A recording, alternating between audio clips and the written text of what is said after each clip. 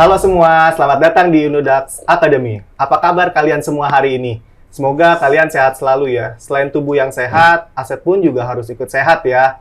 Sebelum mulai acara, perkenalkan saya Bagus dari tim Community Inodax. Dan pastinya saya ditemenin oleh teman saya dari Community Inodax, yaitu Kak Yoga. Halo. Dan di studio ini juga kita kedatangan dua tamu spesial dari Coinfonesia yang akan membahas ketika Web3 menjadi salah satu ladang investasi. Langsung aja kita sambut Kak Fresh dan Kak Siska dari Coinfonesia. Halo, apa kabar? Halo, Baik. baik. Oke, jadi pertama-tama aku mulai dari Kak Fresh dulu kali ya. Boleh, Kak Fresh, boleh. bisa diceritain nggak sih Kak Fresh ini siapa dan Coinfonesia itu apa? Jadi ketika jelasin, orang lain tuh bisa tahu Coinfonesia apa dan Kak Fresh itu siapanya. Oke, jadi Coinfonesia ini adalah bagian dari komunitas Perkomi yang fokus untuk sharing edukasi tentang apa itu Web3. Dan saya sendiri adalah founder dari Coinfonesia. Oh, jadi Kak Fresh ini founder dari Coinfonesia ya? Oke, kalau dari Kak Siska, bisa jelasin Kak? Aku kebetulan dipercaya untuk jadi public relation di Coinfonesia dan di Perkomi, juga jadi host di Coinfonesia. Oh, jadi Kak Siska ini jadi PR dan jadi host di Coinfonesia ya Kak? Yes. Nah, terus kalau dari Coinfonesia sendiri itu apa sih Kak Coinfonesia ini? Kak Fresh? Oke, jadi Coinfonesia ini seperti yang tadi saya sudah jelaskan, kita fokus di sosial media, terutama di Instagram, untuk sharing berita-berita terbaru ataupun literasi dan edukasi tentang apa itu yang menyangkut semua hal tentang Web3. Oh, jadi tentang Web3 ya? Kalau Web3 ini ada hubungan dengan investasi Kak ya? Tentu aja Pasti. ada hubungannya dengan investasi. Nah, kalau kita bicara tentang investasi kan kita juga bicara tentang aset masa depan nih Kak ya? Ya. Nah, selanjutnya saya mau tanya ke Kak Yoga nih, teman saya dari Community Inodax. Kalau bedanya investasi dan trading itu apa ya Kak Yoga? Nah, kalau untuk investasi dan trading kan itu agak sedikit berbeda ya. Investasi sendiri kita fokus untuk jangka panjang, Yes. tapi kalau untuk trading kita fokus untuk jangka pendek. Nah, investasi sendiri kita biasanya fokus ke fundamental, ke aset koin yang kita beli. Nah, begitupun investasi juga kita nggak harus asal beli kan tentunya kan. Kita harus menganalisis dulu dari berita-berita kripto, dari fundamental itu sendiri, dari aset koin yang memang ada kolaborasi. Nah, itu mungkin berpotensi untuk jangka panjang dan itu membantu kita menumbuhkan aset kita untuk masa depan. Nah, beda lagi dengan trading. Trading ini kita mengambil keuntungan dalam jangka pendek. Nah, biasanya para trader ini pengen ngambil keuntungan secepat mungkin dan secepat mungkin gitu kan untuk meraih keuntungan yang cepat gitu. Dan itu pun berorientasi pada technical analysis. Nah, technical analysis ini kan kita harus tahu nih cara menentukan beli dan jual. Nah, jadi sebagai trader itu kita nggak boleh asal beli ataupun FOMO gitu. Tetap kontrol diri, terkendali sampai kita bisa mahir dalam bidangnya. Tentunya kita juga harus perlu akses juga ya, akses kayak komunitas tentang kripto, berita informasi ya. Sama itu penting banget sih. Itu ada perbedaan dari trading dan investasi. Oh, jadi perbedaannya yang tadi Kak Yoga jelasin ya. Kalau dasar trading yang harus diketahui itu apa aja ya Kak Yoga ya? Sebelum mulai trading kita harus tahu dulu nih resikonya nih. Kadang beberapa kan orang beda ya resikonya kan ya. Jadi kita harus tahu dulu sebelum mulai itu apa yang kita investasikan. Contoh kalau kripto kan itu sangat volatil. Jadi kita memang harus jaga-jaga nih. Jangan asal kita mulai pakai uang panas, itu Yes. sangat berisiko banget kan. Jadi kita memang pakai uang dingin yang memang siap untuk belajar sebelum memulai gitu kan. Nah, terus kalau untuk memulai sendiri kita nggak perlu modal besar dulu. Kita lebih pakai modal kecil dulu dan cari informasi-informasi kripto sama komunitas-komunitas yang kita gabung seperti itu. Nah, kalau dari saya sendiri mau nanya ke Coinfonesia nih, bisa jelaskan nggak visioner investasi di Web3 ini akan seperti apa ke depannya? Oke, kalau kita bicara tentang investasi, kembali kita bertanya kepada para investor. Apakah ada peluang roda ekonomi berputar di dalam Web 3.0? Jika ini sudah bisa dijawab, maka itu akan sangat bisa untuk menarik investor ke dalam Web 3.0. Tidak perlu jauh-jauh ya. Kita bisa lihat atau ambil contoh perusahaan-perusahaan besar yang sudah mulai investasi membeli virtual tanah atau tanah virtual. Jadi secara spesifik Samsung itu sudah membuat office di Decentraland. Jadi tujuannya apa sih Samsung untuk membuat office-nya di Decentraland? Apakah hanya untuk exposure saja? Menurut saya itu tidak. mereka pasti menginginkan atau ingin mencapai hal yang lebih dari itu. Yang saya bisa lihat adalah mungkin di masa depan semua interaksi sosial akan terjadi di metaverse. Dan mediumnya adalah project-project yang akan dibangun di atas Web3 itu. Kalau ingin contoh visualnya, kita bisa melihat pada film Ready Player One. Jadi, tapi yang menjadi pembedanya adalah aset yang ada di dunia itu memiliki nilai ekonomi. Jadi memang sangat berpotensi jangka panjang itu sangat menguntungkan ya di dunia investasi di Web3 ini ya, Mas Pras ya? Sebenarnya bisa kita lihat untuk saat ini project-project yang dia mengaku sebagai Web3 banyak yang sekarang sudah tidak sustain juga, ada yang masih develop gitu. Cukup menarik ya berarti ya untuk Web3 ini. Iya. Kita juga harus benar-benar kayak belajar dari sekarang nih biar lebih mengetahui nih buat teman-teman di sini terkait investasi di Web3 ini ya. Oke, saya jadi baru tahu nih ada sedikit gambaran tentang Web3. Jadi kalau dari Koindonesia bisa dijelasin nggak sih kalau teknologi Web3 ini tuh kayak apa sih sebenarnya? Oke, jadi Web3 ini adalah layanan internet generasi ketiga yang menggunakan blockchain sebagai teknologinya dan terdesentralisasi yang fokus pada machine learning untuk memproses dan menginterpretasi data sehingga memberikan pengalaman kepada user sebuah layanan internet yang terbuka, aman, dan cepat. Cepat ya. Oke. Jadi kalau dari Koindonesia lagi nih, saya mau nanya lagi nih. Kalau teknologi Web3, kalau di tahun 2022 ini, dia lagi mengarah ke mana ya kayak untuk teknologi Web3-nya ini?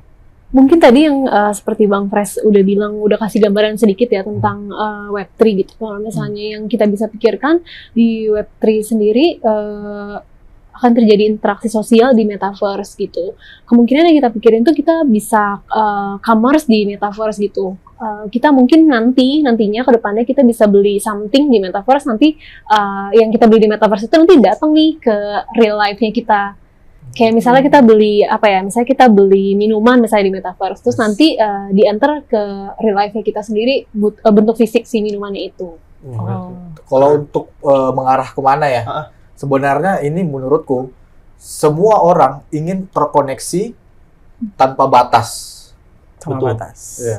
Jadi nggak ada jeda ya, maunya tuh kita seluas-luas mungkin ya untuk mengembangkan si teknologi dari Web3 tersebut ya. Oke, selanjutnya Kak Yoga ada yang mau ditanyain nggak sih ke Koindonesia ini? Mungkin pertanyaannya, aku lagi sedikit bingung nih terkait dengan Web 1 dan Web 2 nih. Nah, itu perbedaannya apa sih? Aku kurang tahu banget sih. Oke, jadi Web 1.0 ini bersifat statis, yang dimana kita hanya dapat mengakses informasi secara terbatas dan tanpa adanya komunikasi dua arah. Oke. Dan di Web 2.0 ini, kita dapat untuk mengakses informasi, menulis informasi, mengupload konten, tapi ada pihak ketiga yang mengatur. Jadi tanpa kita sadari, kalau kita menggunakan Web 2.0 ini, tanpa sadar kita juga memberikan informasi pribadi kita kepada pihak ketiga. Nah, jadi kalau pada Web 3.0 ini, semua orang berhak untuk mengakses, memverifikasi semua aktivitas yang dilakukan di dalam tanpa adanya pihak ketiga yang mengatur.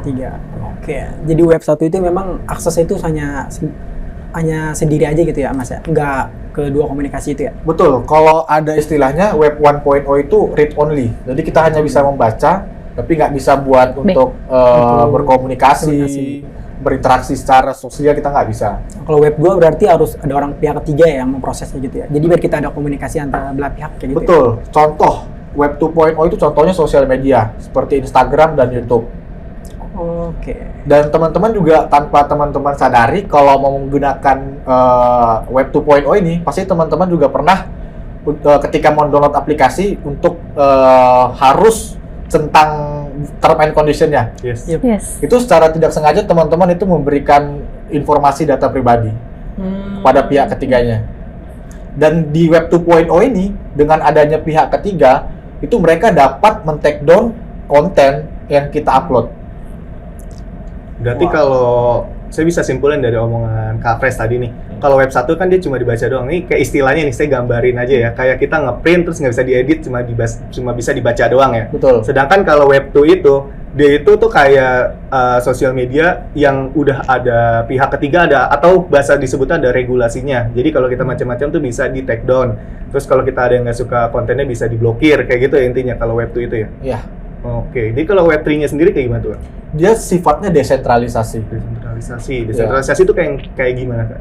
Desentralisasi itu artinya tidak terbatas atau tidak ada pihak manapun yang mengatur kita. Jadi itu bebas gitu ya? Betul, jadi setiap konten yang kita upload itu kepemilikannya 100% itu milik kita. Jadi tidak ada pihak dari manapun yang dapat untuk intervensi itu. Jadi kalau webnya diatur kita sendiri, apakah Web3 itu aman untuk digunakan Kak? Untuk teknologinya sendiri, kita Web3 sudah menggunakan teknologi blockchain. Oke. Dan itu sudah bisa dipastikan untuk aman. Oh, jadi aman ya Web3 ini biarpun nggak ada regulasinya tapi tetap aman karena sudah diatur oleh blockchain-nya itu sendiri ya? Tergantung juga. Tergantungnya? Iya, sebenarnya tergantung. Karena banyak juga project-project dari Web3 ini yang scam juga banyak. Oh, yang Karena scam. tadi tersifat desentralisasi, tidak ada yang dapat mengatur. Jadi semua orang berhak untuk bebas untuk berbuat dan menjadi apa aja. Untuk tren saat ini di Web3 yang sudah diimplementasikan apa saja ya? Dari Konvensia mungkin ada yang tahu? Sejauh ini belum ada yang benar-benar mengimplementasikan Web3 secara penuh dan benar menurut kami ya. Kenapa? Karena butuh proses dan waktu. Sama seperti waktu pas Web2. Web2 itu kan kita butuh kurang lebih 10-15 tahun. Jadi untuk fully sampai ke Web3 kurang lebih butuh mungkin adaptasi sekitar 10-15 tahun mungkin. Atau mungkin kalau misalnya bisa diperkirakan lebih cepat, tetap butuh waktu 5-10 tahun estimasi mungkin. Nah, mungkin dari Web3 sendiri kita memang harus share informasi terkait Web3 edukasi ke masyarakat-masyarakat ya. Biar pertumbuhan terkait dengan Web3 ini bisa lebih cepat dan lebih aman karena menggunakan teknologi blockchain gitu ya. Betul. Makanya kita ada wadah komunitas untuk share tentang all about Web3. Wah, itu gimana tuh? Boleh tahu nih. share-nya? Gimana tuh informasi Web3 yang ingin kita tahu? Mungkin dari teman-teman sendiri pengen lebih tahu mendalam Web3 itu, mungkin dari Konvensia kita bisa akses di mana nih, boleh tahu? Oke, jadi teman-teman yang mungkin tertarik untuk mengetahui apa itu Web3, kripto, metaverse, dan lain sebagainya, bisa juga lihat Instagram kita di Koinfonesia atau bergabung ke komunitas kita di Telegram, Perkomi, linknya nanti ada di bio Instagram Koinfonesia. Oke, menarik banget nih buat teman-teman. Jangan lupa nih ikut gabung belajar Web3 di Konvensia. Oke, aku mau tanya lagi mungkin ke Kasiska nih boleh. Koinfonesia. Kalau hubungan antara blockchain ke Web3 dan kripto tuh apa sih Kak? Oke, kalau misalnya Web3 dan kripto itu menggunakan teknologi blockchain. Gitu. Jadi ke blockchain itu bisa diibaratkan dia satu buku besar yang mencatat semua transaksi dan informasi di atas jaringan blockchain dan terjadi secara permanen. Nah, kalau kripto itu adalah currency-nya gitu. Oh, currency-nya. Nah, Ya, jadi kripto itu adalah sebagai currency yang akan dipakai di Web3 nanti. Oke, jadi currency-nya kan kalau di Indonesia masih belum bisa nih ya. Nah, gimana tuh kalau yang udah bisa deh di negara mana aja sih yang udah bisa pakai cryptocurrency di Web3 itu? Negara-negara mana aja sih? Kalau untuk negara-negara mana aja, Kayaknya masih sambil up to date sih ya, masih sambil berjalan gitu. Cuma aku yakin nanti ke depannya bakal bisa dipakai sih, karena ada juga beberapa yang lagi mau mengimplementasikan kan. Iya. Untuk kripto jadi Mata uang mata ya. uang. Jadi kripto ini sekarang lagi diperjuangin agar menjadi mata uang yang diakuin dan sah bisa digunakan ya untuk di masa depan nanti ya. Oke, dari Kak Yoga ada pertanyaan lagi nggak sih untuk kakak dari Koinfonesia ini atau mau nanya ke Kak Fresh atau Kak Siska seputar tentang Web3? mungkin satu pertanyaan terakhir ya, Kak Bagus ya. Boleh. Investasi dan trading ini di Web3 ini akan seperti apa sih? Boleh tahu? oke, jadi secara sederhananya, apa yang Anda lihat untuk bentuk investasi di dunia, dimasukin ke dalam dunia metaverse. Itu akan memberikan gambaran penuh bagaimana investasi itu. Trading bisa banyak sebenarnya. Bisa aset mata uang di metaverse diperjualbelikan, atau beli di metaverse terima di realityverse, dan masih banyak lagi yang bisa kita coba kembangkan di masa depan. Intinya, selama konsep ekonomi atau perputaran uang bisa terjadi, maka di sana akan ada yang namanya investasi dan trading. Ini disebabkan karena adanya value yang diberikan kepada aset di dalam metaverse itu sendiri. Berarti investasi trading menyangkut paut juga sama Web3 betul ya? Ya, betul. Oke, jadi akhir-akhir ini dan dari pembicaraan ini saya juga udah tercerahkan tentang Web3 ya.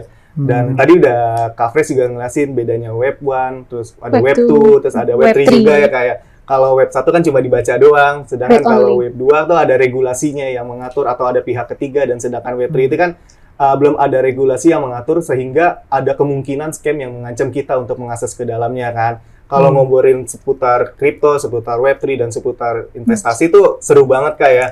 Kalau dari Kak Siska paling seru tuh ngobrolin apa sih Kak Di Web3 ya. di Web3-nya? Aku suka banget tentang NFT sih. Menarik banget gak sih kayak Iya. NFT?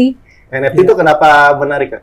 Karena NFT banyak banget tipe-tipe NFT kan. Ada yang NFT musik, NFT digital, ada yang hanya picture only gitu, dan ada benefitnya juga beda-beda sih. Jadi menurut aku NFT unik sih Mas. Oh ya, jadi kalau saya juga pernah lihat tuh NFT kan banyak banget tuh ya, ada yang app ya kan, terus Yes. ada yang gambar-gambar kayak apa sih yang lucu-lucu gitu, Iya. yang bisa karakter yang unik Karakternya. yang belum bisa ketemu. Terus ada 3D juga, ada Betul. human apalagi ya, saya lupa pokoknya waktu itu kan ada Karafuru juga. Nah, kita udah sampai di penghujung acara nih Kak Siska dan Kak Fresh. Kalau tadi kan saya udah bilang kalau ngomongin kripto tuh emang seru banget. Oke, dari tim Coinfonesia ada last statement nggak sih untuk acara hari ini? Oke, karena aku di sini untuk membawakan tema Web3 ya. Jadi aku cuma ingin bilang bahwa Web3 ini akan menjadi game changer bagaimana cara manusia untuk mengakses informasi. Oke, terima kasih Kak Fresh dan Kak Siska yang Thank you. udah hadir di hari ini. Saya Bagus dari tim Community. Saya Yoga dari tim community. Saya Siska dari Coinfonesia. Saya Fresh dari Coinfonesia. Terima kasih dan sampai jumpa. Sampai semua. jumpa.